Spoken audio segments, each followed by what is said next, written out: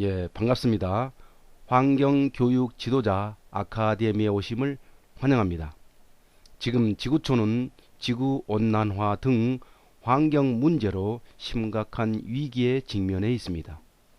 이에 우리 어른들은 자라나는 세대들에게 환경에 대한 중요성과 환경의 위기에 대한 교육을 시키는데 적극 앞장서야 할 것입니다.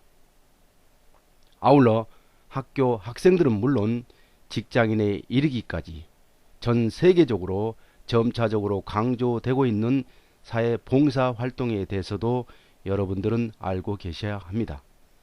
이에 환경교육 전문 민간단체인 우리 21 환경교육중앙회에서는 체계적인 환경교육과 환경체험 활동에 관한 프로젝트를 개발하여 시행해 오고 있습니다. 어른들을 대상으로 하는 환경교육 지도자를 육성하고 초, 중, 고등학교 학생과 청소년들을 대상으로 육성하고 있는 환경봉사 지킴이 기자단을 위한 강좌를 개설하여 시행해 오고 있습니다.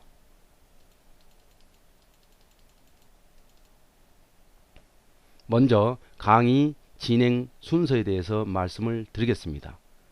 환경은 너무 광범위하기 때문에 이 시간을 통해서 모든 것을 다 말씀드리기는 힘이 듭니다.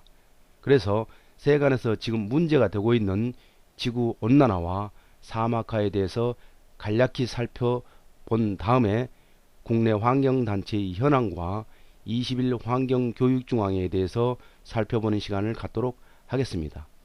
또한 어른들을 대상으로 육성하고 있는 환경교육 지도자가 되는 절차와 순서, 그리고 혜택, 하는 일 등에 대해서 살펴보는 시간을 갖도록 하겠습니다. 이어서 초, 중, 고등학교 학생들과 청소년들을 대상으로 육성하고 있는 환경봉사 지킴이 기자단들의 육성 절차와 봉사활동을 시키는 방법, 그리고 봉사활동 후에 학교에 제출하는 봉사활동 시간을 어떻게 부여해야 하는지에 대해서 강의를 해드리도록 하겠습니다. 이 강의를 모두 이수한 여러분들은 일정의 시험을 걸친 다음 일정 점수를 확보하신 분에 한해서 환경교육 지도자증과 임명장과 환경 스포츠신문사에서 발급하고 있는 개공기자증을 발급해 드리도록 하겠습니다. 물론 개공기자증 발급 전에 환경 언론에 관해서 여러분들이 일정 시간에 교육도 이수해야 합니다. 환경 일반에 대해 강의를 하겠습니다. 환경은 앞서 말씀드린 것처럼 수질, 대기, 폐기물 등 너무나 광범위하기 때문에 시간 관계상 최근에 세간에 이슈가 되고 있는 지구온난화와 사막화에 대해서 간략히 말씀을 드리도록 하겠습니다. 이 외에 환경에 관한 여러가지 상식은 여러분들에게 매호 발행시마다 발송해드리는 환경 전문지인 환경 스포츠 신문과 여러분에게 별도로 제공해드리는 환경 교재를 참고로 하셔서 초, 중, 고등학교 학생들과 청소년들을 대상으로 환경 교육을 시키실 때 참고하시면 되겠습니다. 먼저 지구온난화를 막기 위한 세계 정상들의 노력에 대해서 살펴보도록 하겠습니다. 먼저 기후변화 협약에 대해서 말씀을 드리겠습니다. 기후변화 협약은 기후변화에 관한 유엔 기후 기본 협약이라고 할 수 있겠습니다. 이 협약은 생물 다양성 협약과 함께 1992년 6월 리우 회의에서 채택되어 1994년 3월 21일에 발효되었습니다. 이것을 리우 협약이라고 합니다. 지구온난화를 발생시키는 온실가스에는 탄산가스, 메탄, 이산화질소, 염화불화탄소 등 여러가지 물질이 있습니다.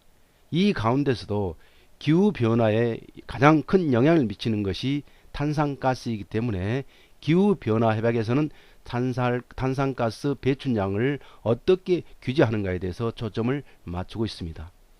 우리나라는 1993년 12월에 기후변화협약에 가입하였습니다.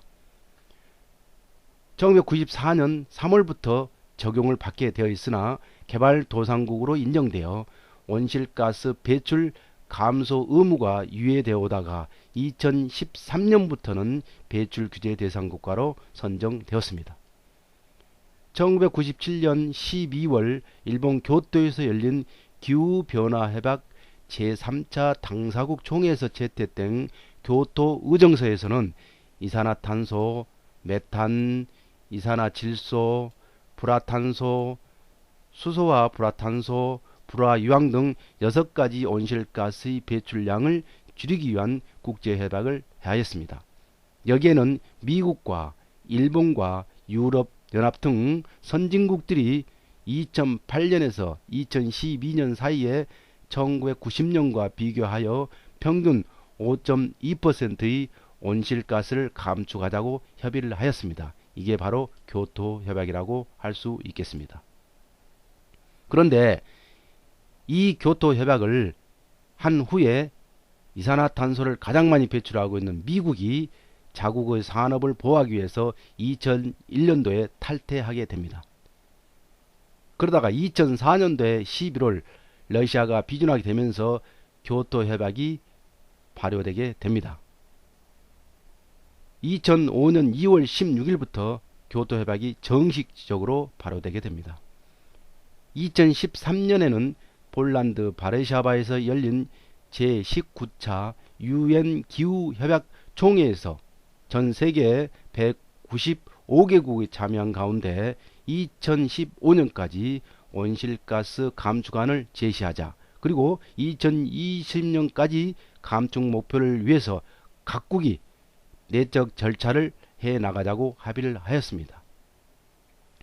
이제부터 경제계에서는 배출가스를 줄여야 하는 엄청난 재정적 충격을 받는 것은 물론 이에 대한 대비책이 시급한 실정에 있습니다. 우리나라도 환경부와 애교부와 산업부가 임시 타스크포스팀을 구성함과 동시에 기후변화협약 재정 기능을 수행할 유엔산하 녹색기금 사무국이 인천 송도에 2013년 12월 4일 출범하여서 그 책임이 막중한 나라가 되었습니다. 이렇듯 지구온난화를 막기 위한 세계 정상들의 노력은 계속되고 있습니다. 지구온난화로 인해서 빙하가 녹게 되고 해수면이 상승하고 지각변동이 생기고 지진이 일어나면은 지구의 종말이 곧 다가오지 않겠느냐 하는 추측도 난무하고 있습니다.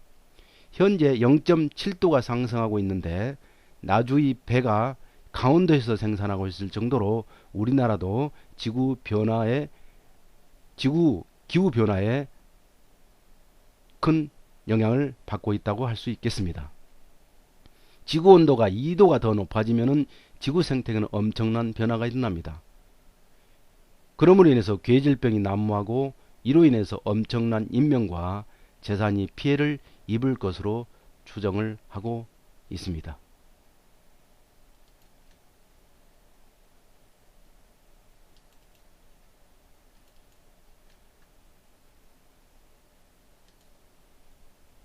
다음은 지구 사막화에 대해서 말씀을 드리도록 하겠습니다. 몽골은 국토 약 90%가 사막화에 노출되어 있습니다. 지구온난화로 인한 건조화로 몽골의 684개의 강과 760개의 호수가 사라지고 있으며 동북아시아 황사 발생량의 50%가 몽골 지방에서 발생을 하고 있습니다. 중국은 매년 서울 면적 약 4배가 사막으로 변하고 있습니다. 허베카 유엔 난민기구 한국 대표는 기후재앙으로 삶의 터전을 잃은 환경 난민 문제를 국제적으로 해결하지 않으면 안 된다고 역설하고 있습니다. 이로 인한 난민은 2013년 초 3천만 명, 이 가운데 자연재해로 인한 난민은 1490만 명이라고 발표했습니다. 2050년경이면은 인류 약 10억 명 정도가 환경 난민으로 전락한다고 전망하고 있습니다. 2013년도에 발생한 필리핀 하이엔 태풍으로 인해서 98만 명의 난민이 발생을 했습니다. 유엔 최근 보고서에 의하면 지난 40년간 2,400만 명이 사막화로 인해서 고향을 떠났으며 세계 곡물 재배지의 3분의 1이 황폐화되었다고 발표했습니다. 현재 전 지구의 사막화라는 지독한 홍역을 앓고 있습니다. 아시아의 사막화율은 37%로 가장 높고 아프리카는 32%로 그 뒤를 잇고 있습니다. 유럽 남부지역 스페인과 프랑스와 호주에서도 사막화는 심각하게 진행되고 있습니다. 그중 상위 두 대륙인 아시아와 아프리카는 비상 상황이라고 말할 정도로 심각한 사막화가 진행되고 있습니다. 환경 전문가들은 몽골 같은 경우 100년 후에 몽골의 90%가 사막화로 변할 것으로 예측을 하고 있습니다. 우리나라의 경우는 비록 국토가 사막화되고 있지는 않지만 시간이 갈수록 아열대 기후로 변화되고 있어 가까운 시일 내에 사막화의 가능성이 있다는 보고서가 잇따르고 있습니다. 전문가들은 전 세계적으로 6억 5천만 명이 사막화의 위험에 직접적으로 노출되어 있는 것으로 예측하고 있으며 전 세계 육지의 약 40%가 직접 또는 간접적으로 사막화의 피해를 받고 있거나 위협에 노출되고 있다고 추정하고 있습니다. 사막화는 사막화로 인해서 농사 지을 땅이 축소되고 이로 인해서 식량난이 부족하게 되고 물 부족이 되게 됨으로써 각종 호흡기 질환이 유발되는 등 엄청난 인적 물적 손실을 가져오게 됩니다. 이렇듯 지구 사막화는 심각한 지경에 이르고 있습니다. 여러분들은 앞으로 초중고등학교 학생들과 청소년들을 대상으로 환경교육을 시키실 때 이러한 지구의 사막화 또 기후변화에 대한 심각성을 널리 알리시고 또 환경에 대한 그때그때의 시사성 문제에 대해서는 별도로 보내드리는 환경 스포츠 신문을 참고로 해서 교육을 시키시면 되겠습니다. 또한 별도로 제공해드리는 환경교육 교재를 참고로 해서 환경교육을 시키시면 되겠습니다.